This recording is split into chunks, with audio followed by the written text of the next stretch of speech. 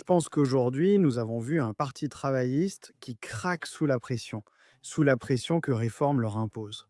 Je veux dire, ils disent maintenant des choses encore plus ridicules que d'habitude. Et il faut le faire. Vous avez vu Réforme promettre d'abroger la loi sur la sécurité en ligne. Une loi sur la sécurité en ligne qui a déjà un impact catastrophique sur la liberté d'expression. On entend parler de gens empêchés de visionner des vidéos de manifestations. L'ex aurait même censuré un discours d'un député conservateur sur les réseaux de prédateurs sexuels.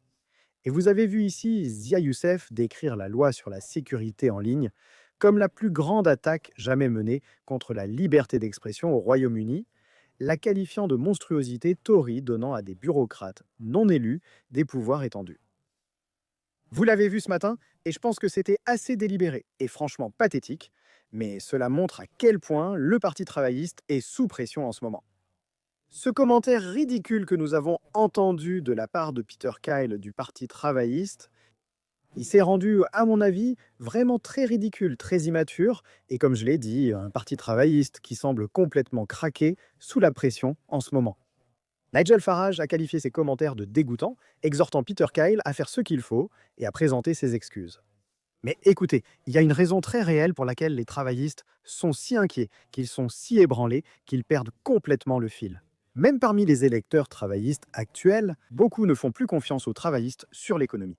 Ils peuvent voir les dégâts qui ont été causés.